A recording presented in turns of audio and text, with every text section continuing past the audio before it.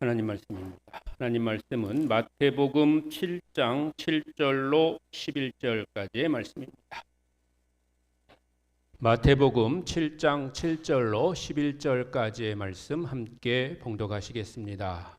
구하라 그리하면 너희에게 주실 것이요 찾으라 그리하면 찾아낼 것이요 문을 두드리라 그리하면 너희에게 열릴 것이니 구하는 이마다 받을 것이요 찾는 이는 찾아낼 것이요 두드리는 이에게는 열릴 것이니라. 너희 중에 누가 아들이 떡을 달라 하는데 돌을 주며 생선을 달라 하는데 뱀을 줄 사람이 있겠느냐? 너희가 악한 자라도 좋은 것으로 자식에게 줄 알거든 하물며 하늘에 계신 너희 아버지께서 구하는 자에게 좋은 것으로 주시지 않겠느냐? 아멘. 할렐루야. 추석 앞둔 주일입니다. 추석에 온 가족들이 행복한 시간 보내시기를 바랍니다. 그리고 명절을 맞이해서 이런저런 좋은 것들을 선물해 주시는 분들이 계셔서 감사합니다. 그런데 뭐니 해도 이런 명절 때는 어디 안 가시고 교회 나오시는 분들이 제일 저에게는 큰 선물입니다. 가지 말란 소리는 아니지만 또 필요하면은 고향도 가셔야 되고 또 여러 가지 방문해야 될 곳도 있고 그런 것들이 또 멀기 때문에 미리 가야 되시는 분들도 당연히 있으시겠지만 그러나 교회 예배 시간에 예배 자리를 채우고 또 예배 자리를 지키는 그런 분들이 목회자들에게 있어서는 가장 큰 선물이고 기쁨이고 그렇습니다. 이렇게 감사의 인사와 축복의 말씀을 먼저 드리면서 하나님 말씀을 시작합니다. 마태복음 7장은 산상수훈의 결론부에 해당하는 말씀입니다. 예수님께서는 하나님의 나라의 백성의 삶이 어떤 삶을 살아야 되는지에 대해서 설명해 주시고 계신데요. 그 삶을 살아가야 되는 동기로부터 시작해서 그렇게 삶을 살아갈 때 그 삶의 결과가 어떻게 되는지 이르기까지 그것을 알려주시고 계신데 이것은 주님의 약속입니다. 오늘 본문에 앞서서 6장에서는 염려하지 말고 하나님을 신뢰하라고 하셨고 또 7장 초반에서는 비판하지 말며 거룩한 것을 분별하라고 하셨습니다. 그리고 이어지는 오늘 말씀 본문에서는 기도에 대한 놀라운 약속을 주시고 계십니다. 갑자기 기도에 대한 말씀이 나와서 혹시 좀 생경하게 보일 수가 있겠습니다마는 믿음의 기초는 기도이고 기도는 하나님이 모든 것의 주인이심을 고백하는 행위입니다. 예수님은 기도에 대한 권면을 통해서 살아계신 하나님의 성품을 보여주고 계신 겁니다. 하나님은 우리가 기도하면 반드시 들으시는 분이시고 살아계신 아버지이시며 영적인 것뿐만 아니라 삶의 실제적인 필요, 즉 물질적인 문제까지도 응답하시는 분이신 줄로 믿습니다. 그러므로 기도는 영적 삶의 출발이기도 하지만 풍성한 축복의 삶을 일구어가는 데 있어서는 농부의 수고와도 같은 것입니다. 농부가 밭에 나가서 일을 했다고 해서 그날 저녁 바로 결실이 나오지 않습니다.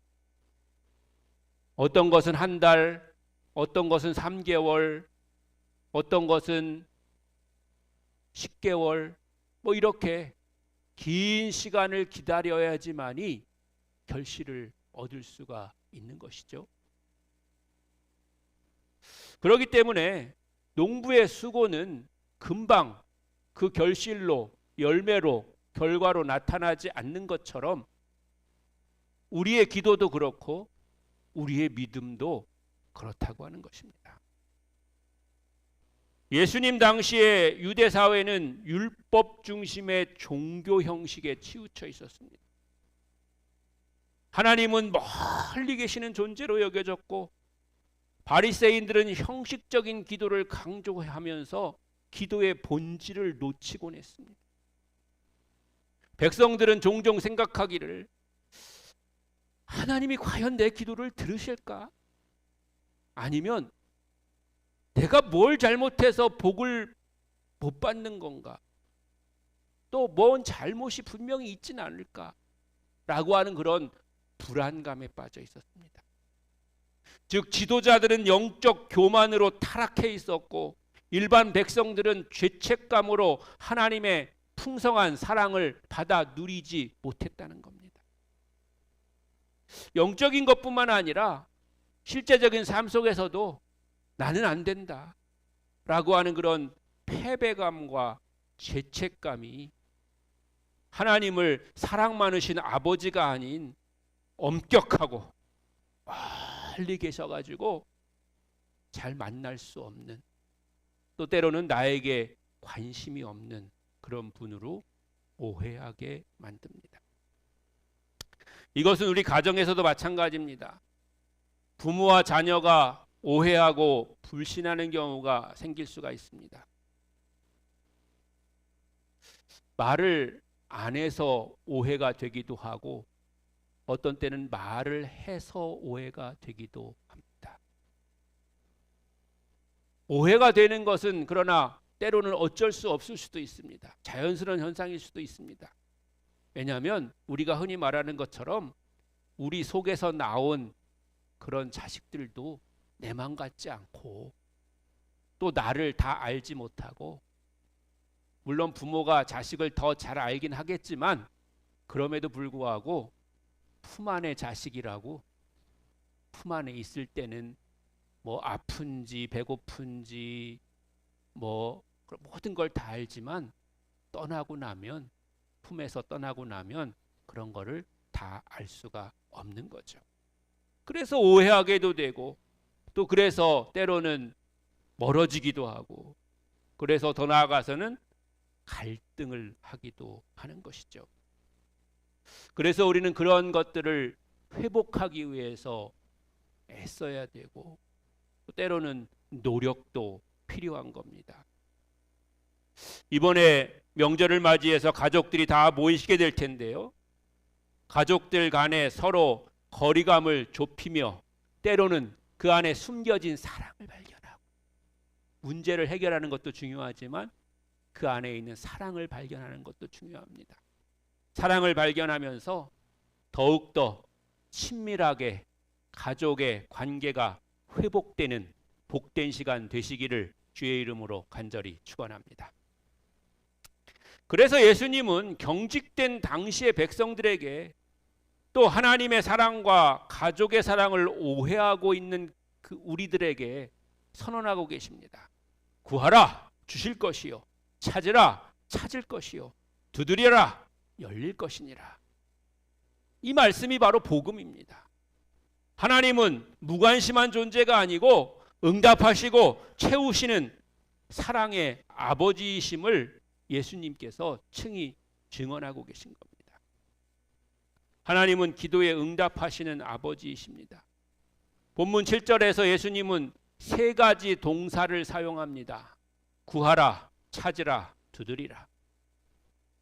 이 세 가지 동사는 모두 헬라어의 현재 명령형인데요. 반복적이고 지속적인 행동을 의미하는 겁니다.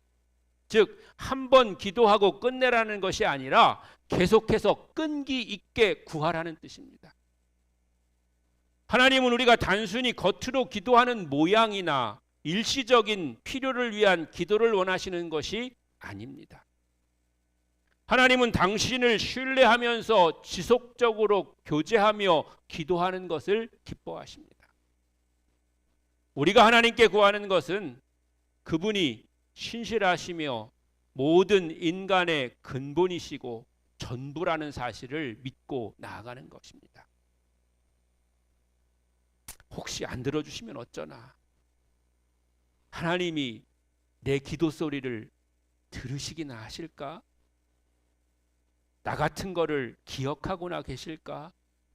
그런 마음을 갖는 것이 아니고 반드시 응답하실 것이다. 하나님은 내 머리털까지 세고 계신 분이다.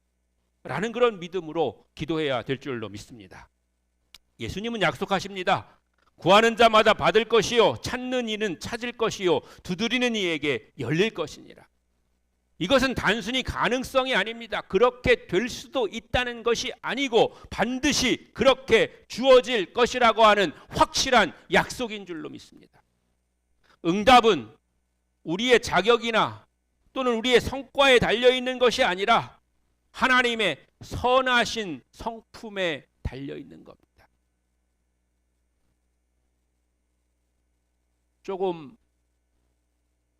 예를 들자면 우리가 누구에게 선을 베풀 때, 아니 지하철 입구에서 동냥하고 있는 거린에게 우리가 선을 베풀 때 그 사람이 번듯하고 잘생겨서 우리가 선을 베푸는 게 아니고 우리의 마음이 감동되고 내가 선을 베풀어야 되겠다, 이런 마음을 가졌기 때문에 베푸는 겁니다.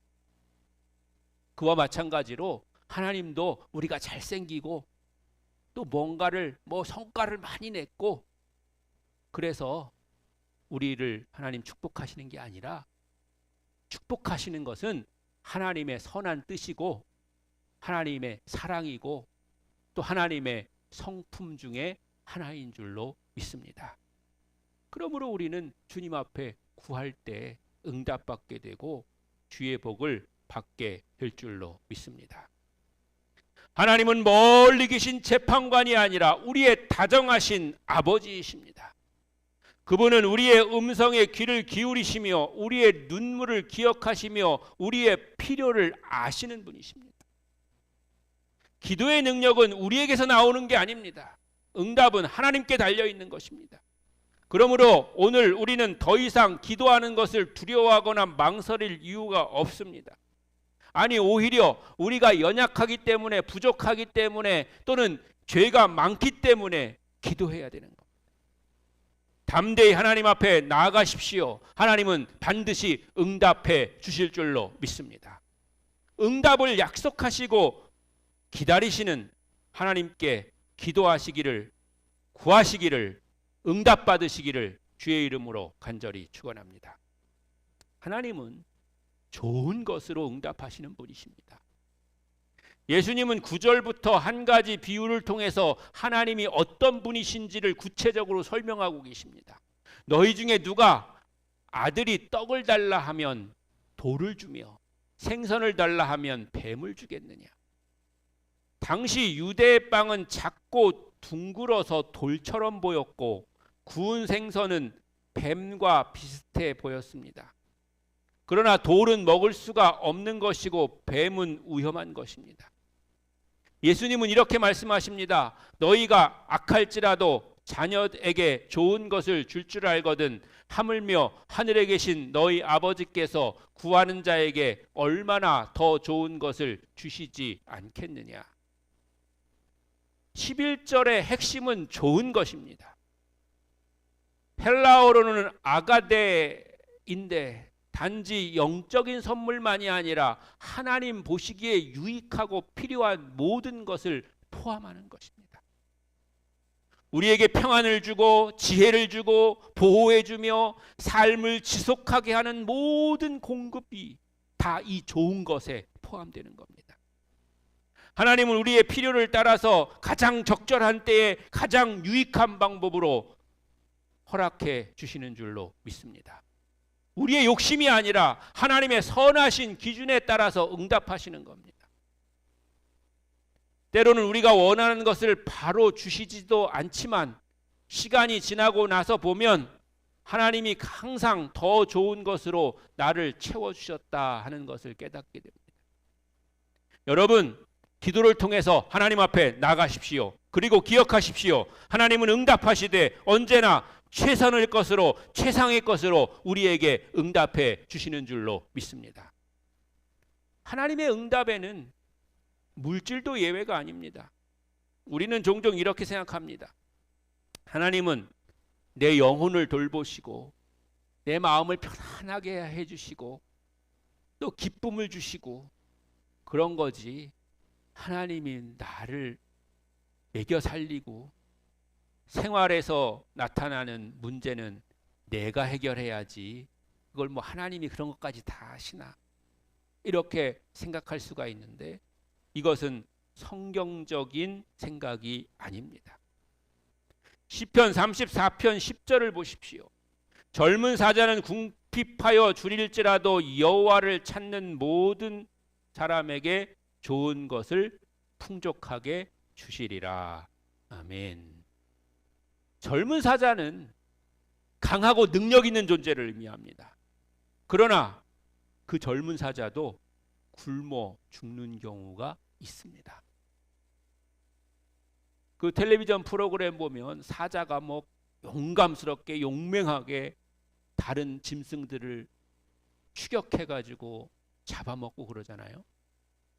그런데 계속 카메라가 돌다 보면 어느 한 구석에 그 사자도 죽어있는 그런 모습이 발견되는 거죠. 이 땅에 사는 존재는 아무리 강해 보여도 연약함이 있고요. 한계가 있다는 겁니다. 인간도 예외가 아닙니다. 과학이 발달하고 좋은 것이 수없이 많이 생겨도 모든 것이 그래서 쉽게 되는 것 같지만 안 되는 것이 분명히 있습니다. 인간의 능력, 재능, 자격으로는 삶의 필요조차도 다 채울 수 없는 겁니다. 그러나 하나님은 여호와를 찾는 자에게 모든 것을 채워주신다고 말씀하고 계십니다. 여기서 말하는 좋은 것은 히브리어로 토부인데요.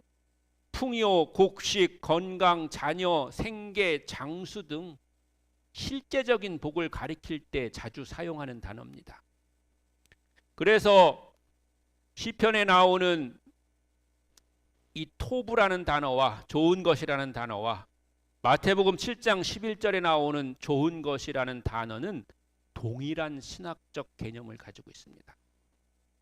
하나님은 영적인 축복뿐만 아니라 우리 삶의 모든 영역들, 즉 재정도, 일자리도, 자녀도, 건강도, 가정도 그 밖의 모든 것에 관심을 가지시고 응답해 주시는 줄로 믿습니다.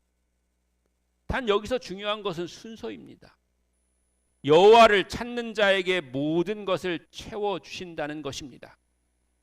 하나님을 먼저 찾을 때 그리고 그분께 맡길 때 하나님은 때에 맞게 우리의 필요를 채워주십니다. 우리도 하나님 앞에 우리의 현실적인 필요를 구해야 될 줄로 믿습니다. 주님은 지금 듣고 계십니다. 그리고 채우려고 준비하고 계십니다. 그리고 그 채울 수 있는 그런 충분한 능력이 주님께는 있는 줄로 믿습니다. 식탁에 필요한 밥 한 그릇, 이제 올해 후반기에 들어가면서 건강검진도 받으시고 또 병원에서 이런저런 검사도 받으실 텐데 그 검사의 결과도 자녀의 학업도 여러분의 사업도 이 모든 것이 다 하나님이 돌보시는 영역들입니다. 주께 맡기면 주께 구하면 하나님께서 책임지시고 응답하시고 함께하시고 도와주실 줄로 믿습니다. 주님이 응답하시고 우리에게 가야 될 방향과 해야 될 일들을 보여주실 때 젊은 사자가 먹이를 잡을 때 전력을 다하는 것처럼 최선을 다한다면 하나님은 우리의 노력 이상의 풍성한 성공을 허락해 주실 줄로 믿습니다. 먼저 기도하고 주님의 인도하심을 따라서 전심전력하면서 영적 위로와 평안뿐만 아니라 이 땅에서 필요한 모든 것도 넉넉히 거두는 복된 삶을 사시기를 주의 이름으로 간절히 축원합니다. 사랑하는 성도 여러분, 오늘 본문을 통해서 우리는 하나님이 어떤 분이신지를 분명하게 보게 됩니다. 하나님은 우리의 기도에 반드시 응답하시는 분이십니다. 하나님은 우리에게 가장 좋은 것으로 채우시는 아버지이십니다. 하나님은 우리의 물질적 필요까지도 세심하게 돌보시고 공급하시는 분이십니다. 그러므로 염려하지 말고 기도하십시오. 두려워하지 말고 믿음으로 나아가십시오. 하나님은 우리의 영혼뿐만 아니라 삶 전체를 책임지십니다. 오늘도 구하라 주실 것이요 라는 예수님의 말씀을 믿음으로 붙드시기를 바랍니다. 하나님은 신실하십니다. 당신의 백성을 굶기지 않으시는 선한 목자이십니다. 시편 34편 10절의 약속처럼 여호와를 찾는 자에게 모든 좋은 것을 아끼지 아니하신 분이신 줄로 믿습니다. 특히 이번 추석 명절에 여러분의 가정과 가문에 또한 여러분과 가족과 자손들 가운데 오늘 선포된 약속의 말씀과 축복의 역사가 넘치시기를 축원합니다. 구하라 주실 것이요 그 약속이 여러분의 삶의 응답으로 사랑으로 평안으로 채워지는 그런 복된 한 주 되시기를 주님의 이름으로 간절히 축원합니다.